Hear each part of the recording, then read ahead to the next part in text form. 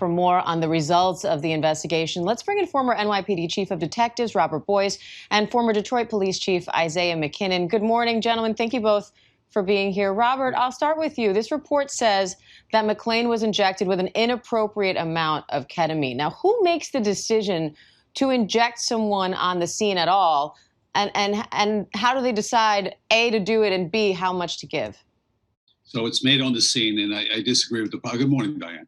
It's made on the scene by EMS at that point. Now, from what I can see, the police officers were asking for it as well. This is a dangerous situation with ketamine as a sedative, but it should be given in a controlled environment, not in the street. Mr. McKinnon was apparently in high distress. You can see from the body-worn video. So that was made by both the police and the EMS at the time. I don't know if it was a paramedic or an EMT. I think this practice has to stop, and it has to be under review immediately. It's dangerous. Other agencies across the country have used it. I think it's fine ketamine in a controlled situation in a hospital, not in the street and not directly after he's been fighting. Additionally, the fact that the Aurora police was still using carotid holes after all this time is more than a little surprising. It's shocking, actually. Most police agencies have moved away from that many years ago. We stopped using the NYPD in 1993, I believe, 28 years ago. Just too many bad things can happen with them. It's called a chokehold, a sleeper hold, or whatever. So those situations, two things that the report brought up were really distressing and were 100% accurate in my mind. And Isaiah, the investigation found that police had no legal basis to even stop McClain, let alone frisk or choke him. What do you expect will happen to the officers involved now that these findings are out there? Well, certainly that's going to be up to either that respective police department or the prosecutor. But I think this, to me, is probably the best case for having a mental health professional with those officers, because this person was obviously, as they said, acting sketchy. What is acting sketchy? Is that throwing things or trying to commit a crime as such? I think that having that mental health professional with those people would make a tremendous difference here, because to me, those people, the mental health professional, can detect if in fact a person is acting in a way that could be harmful to him or to the law enforcement officers or to other people. And we know the family says that McClain was autistic. We hear him in the audio of the video telling the officers, "I'm just an introvert." Do you think having a mental health professional will help officers distinguish between someone who's acting sketchy, as you say, versus someone who just has a different personality than maybe they're used to? You know, I've been involved in this work since 1965. And I'm sure the chief will tell you the same thing. We were told that we had to be a law enforcement officer, we had to be a lawyer, we had to be a priest, had to be a minister, we had to be whomever it might be when we came out of the police academy. That's not the case. Obviously, we can't do all those things. And so having a person who is a true professional in that area can potentially help in all those kinds of things that we do. And Robert, Colorado's Attorney General is also conducting a criminal investigation in this case. The Justice Department is conducting a civil rights investigation. What do you expect to see out of those investigations, given the result of this independent one?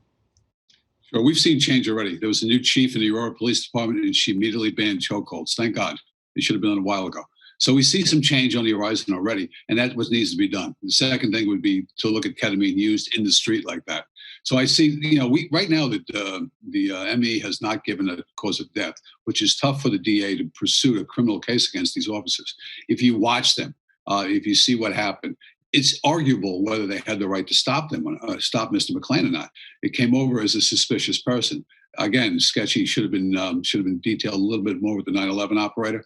But you look at that, they're responding to a 9/11 call, and there's a common right of inquiry with officers. So it's tough. It's a tough situation here. It's the fact that it escalated so quickly is not surprising. These things do happen. But you see additional officers coming in. The fact that the chokehold, the ketamine, all these things contributed to it. Hopefully we get some change here across the nation to other police departments who are still using these tactics. Hopefully that changes, and that's what I'm looking for. And Isaiah, let's talk about change, because today marks 1 year since Ahmaud Arbery was shot dead while jogging. The 3 men involved have been indicted for murder, and Georgia passed a hate crime law after his death. How do you think that case? How did his death change the conversation around race over the past year? I don't think it's just that case. I think there are a number of cases that have been cited throughout the past few years or so that have led people to think about what's happening here. But I think the most important thing, number one, the kind of people that we bring into law enforcement. We have to do a thorough background into them and continue to do a twice a year mental health evaluation of those officers who are working as law enforcement officers, because we don't know what they are holding our grudges. For instance, let's look at what happened in Washington last month. We had a number of off-duty law enforcement officers who attended that. And I don't know to what extent they were involved, but the reality is that as law enforcement officers, we have to go by this code that we live by.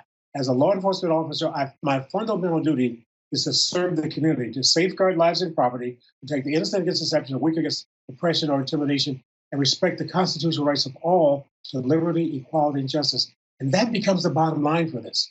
The kind of people that we bring into law enforcement and the continued training that we have for them.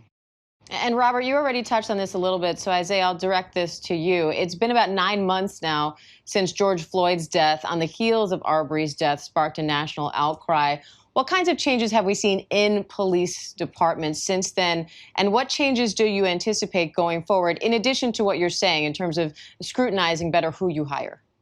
I think that there's certainly more training, but I think that that we have to be mindful of those people who are supervising people who are involved in law enforcement. That's most important, because unfortunately, sometimes we tend to let things go. For instance, we need to look and see the number of people, minorities or females, that are stopped by police on a regular basis. When I was with the Detroit Police Department, I would look regularly and see how many people of color, how many women did officers stop. I think those are kind of key factors in terms of the kind of people that we have that are in our police departments and the things that they're doing to stop people. And Robert, do you expect to see more changes in training and policies, like no chokeholds and like it's better to be judged by 12 and carried by 6? Well, every department should be embarked on a de-escalation campaign to understand communication is the key. What makes a great cop is how well they communicate, how well they'll be able to de-escalate, take the air out of something, and then speak to someone who's already in an agitated case. So that's what needs to be done, teaching those skill sets to go forward. And yes, the chief is 100% right. We need to stay on top of things. You just can't train and then walk away from it. It's something that you have to do on a quarterly basis. And it can be done. There's no reason. I don't care how big the police department is. You can reach out and train your officers towards a common goal, and that needs to be done. All right, Robert Boyce, Isaiah McKinnon, thank you both. We appreciate your time today. Thank you. Hi, everyone. George Stephanopoulos here. Thanks for checking out the ABC News YouTube channel. If you'd like to get more videos, show highlights, and watch live event coverage, click on the right over here to subscribe to our channel. And don't forget to download the ABC News app for breaking news alerts. Thanks for watching.